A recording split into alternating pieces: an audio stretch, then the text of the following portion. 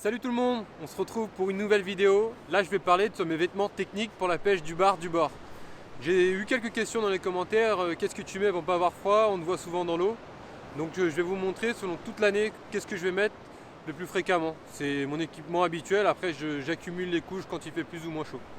Plus ou moins froid, pardon. Donc je vais commencer par la tête et puis on va descendre au fur et à mesure jusqu'aux pieds. D'abord, toujours dans le sac à dos ou sur moi, un cache-cou. Tout simplement, cache-cou qui peut me servir de bonnet et aussi au niveau du cou. Vous savez qu'au bord de la mer, on peut avoir très chaud à la maison puis arriver au bord de l'eau et sentir la différence de température immédiatement. Donc toujours un cache-cou dans mon sac à dos que je mets soit comme bonnet ou soit comme vraiment protège-colle, tout simplement. Après, la polaire, inévitable, évidemment. Une polaire assez légère de chez Decathlon, Solognac. De toute façon, pratiquement tous les vêtements que je vais vous présenter, c'est Solognac, c'est au rayon chasse de chez Decathlon, c'est là que je m'habille pour la pêche. Je trouve qu'ils ont les vêtements les plus techniques adaptés à la chasse, mais qui me permettent aussi à la pêche, vu que c'est vachement plus discret, quoi. À la pêche, du bord, il y a un critère très important, c'est la discrétion. Et les vêtements, pour se fondre dans le décor, c'est super important. Donc un petit polaire qui va me servir aussi bien au printemps, l'été ou l'hiver. L'été, mettons, je peux pêcher en t-shirt et en début de soirée, hop, dès que le soleil s'est caché derrière la falaise, j'enfile ma petite polaire. Donc une polaire vraiment à avoir, c'est important d'avoir une petite polaire dans son sac à dos ou sur soi à la taille accrochée. Après, je l'ai sur moi, c'est une veste semi-polaire en fait. Par endroits elle est renforcée. Tout ce secteur là, au niveau du torse, c'est renforcé. Au niveau du haut du bras et les épaules, c'est renforcé aussi. Et vraiment, elle maintient très bien la chaleur. Là, il fait une dizaine de degrés et je suis vraiment très bien dedans. Et pareil, je peux mettre la polaire en dessous ou au-dessus selon la saison. Après, quand les temps de pluie arrivent, évidemment, il faut s'équiper pas plus chaudement vu qu'il peut pleuvoir et faire une quinzaine de degrés, une vingtaine de degrés, mais rester au sec, c'est quand même important. Je trouve que c'est un critère important à la pêche quand on reste 4-5 heures sur le caillou, c'est de ne pas être trempé, quoi. C'est même au niveau confort, c'est vraiment très important et indispensable. Donc là, c'est une vareuse renfort 500 de chez Solognac, pareil. Une matière très résistante et l'eau ne pénètre pas du tout à l'intérieur. Ses avantages, c'est que je vais pouvoir la mettre même par temps sec. J'ai des poches étanches ici pour mon portable et ici mettons pour mes batteries de GoPro. Ici j'ai une grande poche centrale qui va me permettre de mettre, je sais pas, ma pince par exemple. Oui, la pince que je n'utilise jamais dans mes vidéos comme vous avez pu le voir. J'ai deux grandes poches ici aussi. Pareil, qui va me permettre de mettre mon mètre. Ça je m'en sers. Mon mètre et puis ou mon portable si le temps est plus sec, si j'ai pas besoin de le mettre à l'abri de l'humidité. Et ce que je vous disais, c'est qu'on peut s'en servir de cette veste même par temps sec, car on ne suera pas dedans, car on peut ouvrir toute cette fermeture éclair étanche évidemment, et ça nous ouvre et ça nous aère le dos. Donc c'est vraiment une veste indispensable pour moi à la pêche du moins, et je m'en sers en temps de pluie, par temps sec. Ça brise le vent et c'est vraiment très important pareil d'être au bord de l'eau et ne pas avoir froid ou ne pas ressentir le vent. Partir de la maison, dire oh, il fait super chaud, c'est bon, je m'habille juste comme ça. Et arriver au bord de l'eau, on se rend compte qu'il fait plus froid que prévu. Donc vaut mieux avoir pas trop chaud non plus, on ne sera pas confortable, mais vaut mieux avoir un peu trop chaud et enlever une couche si jamais que d'avoir trop froid. Là on ne peut pas rajouter de couche si on n'a pas ce qu'il faut dans le sac. Donc voilà, une vareuse renfort 500.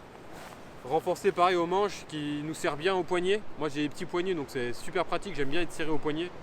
Parce que je trouve que c'est là aussi il y a pas mal d'air à passer. Avec un petit scratch aussi par dessus pour serrer encore un peu plus.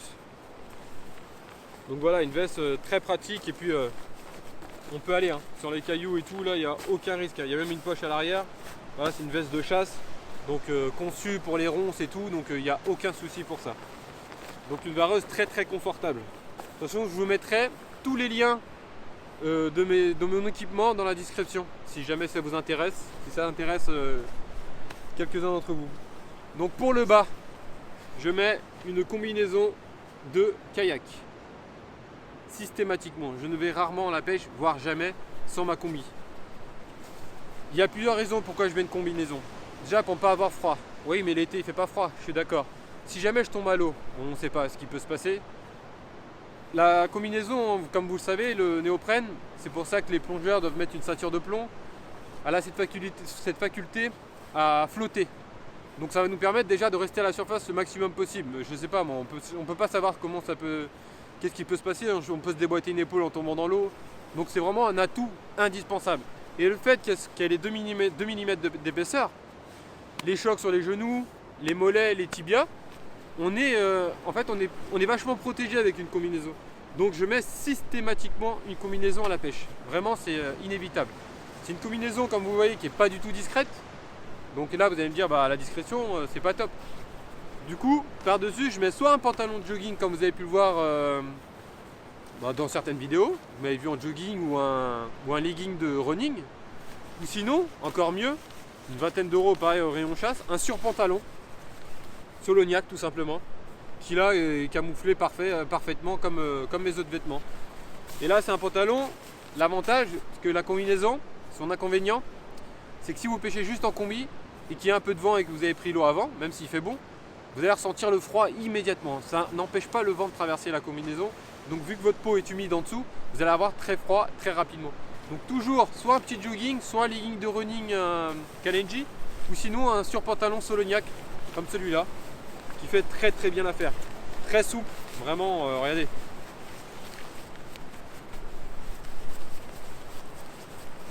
Ça avance, ça avance, ça avance. Ça on va pas se dire que ça prend de la place et je l'ai plié à la va-vite, comme vous avez pu le voir. Ça se glisse partout, dans n'importe quoi, dans le sac à dos, vraiment dans n'importe quoi. Mais limite même dans une poche, dans la poche de la vareuse, ça se glisse parfaitement. Donc maintenant, on arrive au pied. Aussi important de ne pas avoir froid aux pieds. Qu'est-ce que je mets toute l'année? Pareil, je vais toute l'année à la pêche avec ça. Des chaussons. Là c'est en 3 mm. Je mets 1 mm de plus. Pareil, je suis bien maintenu dans ma chaussure. Du coup, dans ma paire de chaussures, je prends toujours une taille au-dessus à cause des chaussons, vu que c'est quand même bien épais. Je n'ai pas froid aux pieds. J'ai beau pêcher en décembre, si je suis en chaussons néoprène, je n'ai pas froid aux pieds. Au mois d'avril, quand l'eau n'est pas très chaude, à 9-10 degrés, je n'ai pas froid aux pieds. C'est vraiment indispensable aussi, pareil. Vous mettez vos chaussons, vous glissez vos chaussures et puis c'est parti. Par contre, c'est une paire par an. Moi c'est un usage intensif. C'est une paire par an et ce que je fais, c'est que c'est du néoprène, donc forcément on a chaud aux pieds. Dès que je rentre à la maison, je les retourne, un petit coup de jet d'eau et puis elles restent dehors. Systématiquement. Elles prennent l'air systématiquement et comme ça, j'ai aucun souci avec d'odeur par exemple. Parce que voilà, on a très chaud aux pieds, du coup si on reste des sessions 6-7 heures avec, vaut mieux bien les aérer et puis un petit coup de rinçage. Il y a des shampoings qui existent aussi pour ça, ceux qui plongent, j'utilise des shampoings, moi vraiment c'est juste un petit coup de rinçage et puis de toute façon je sais que je change mes chaussons chaque année. Et une partie aussi encore très importante, ce sont les chaussures. Vous allez me dire pourquoi c'est important. Je prends systématiquement des chaussures montantes à cet endroit-là, au niveau de la cheville, tout simplement pour éviter les entorses. Les entorses qui peuvent être bénignes mais qui peuvent être aussi graves. Si tu es en bas de la falaise et qu'il t'arrive une entorse, une grosse entorse, avec l'adrénaline quoi qu'il arrive, on arrivera quand même à remonter je pense, mais ça évite quand même énormément de complications. Des chaussures montantes, bien serrées, que ça peut être des chaussures de marche, moi c'est des chaussures de trail régulièrement, j'adore parce que c'est plus souple que des chaussures de marche, parce que c'est fait pour courir.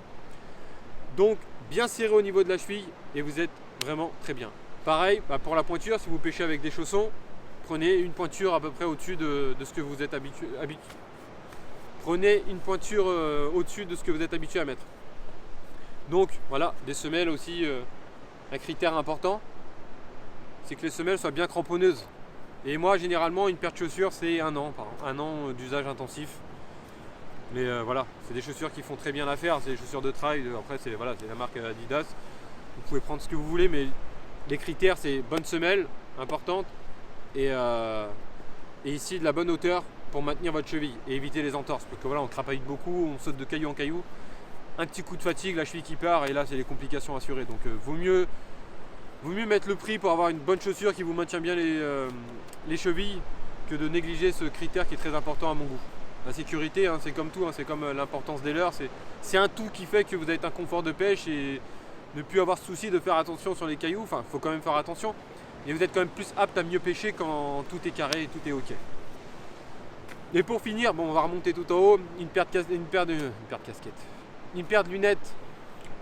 Voilà. Moi c'est Big Fish 1983. C'est une paire de lunettes que j'avais prise parce que j'avais gagné un concours avec pêcheur.com et l'application Fish 3 Under. Donc c'est une très belle paire de lunettes et j'ai pris des verres bleus parce que les verres bleus c'est pour la grande luminosité. Donc comme là, c'est le jour et la nuit. C'est vraiment indispensable, celui qui est très fragile des yeux ou même qui a la prévention, c'est très important. Moi je les mets occasionnellement vu que généralement les endroits où je pêche j'ai le soleil soit de côté soit dans le dos. Mais si je pêche le soleil de face, je les mets systématiquement parce que la réverbération de l'eau sur nos yeux peut avoir de très gros dégâts. Donc voilà, une paire de lunettes assez simple, je crois que c'est une quarantaine d'euros quand je l'avais eu. Puis voilà, et du coup une petite casquette qui va bien pour vous protéger du soleil. Et puis ouais, protéger du soleil principalement quand il fait très chaud. Après moi j'ai l'habitude comme vous, certains pêcheurs, de mettre une assez fréquemment. Quand je vais à la pêche, j'ai ma casquette. Je sais pas, c'est notre petit truc, je sais pas comment on s'est passé ça, mais même les anciens quand je les vois ils ont souvent des casquettes, c'est le petit truc de pêcheur, soit la casquette, soit le bonnet. Donc j'espère que cette petite vidéo vous aura plu. N'oubliez pas le petit ou gros pouce bleu qui me fait super plaisir et qui m'aide à avancer. Et de vous abonner aussi également pour rien ne manquer de la suite. Donc ça me fait plaisir de vous avoir trouvé là, de vous présenter mes vêtements. J'espère que c'est intéressant et que le contenu a été intéressant. Donc voilà, moi c'est ce que j'utilise. Vous avez peut-être vos habitudes aussi. N'oubliez pas de me le dire dans l'espace commentaire. Parce que vous pouvez me faire penser à des choses que moi je n'ai pas pensé et qui m'aideraient aussi. Voilà, j'ai mes bases, ça fait des années que je fonctionne comme ça. Ça me plaît. Mais voilà, il y a des petits trucs des fois on peut améliorer et je ne suis pas bloqué à ça et au contraire, on apprend aussi en partageant. Donc n'oubliez pas de me le dire dans l'espace commentaire.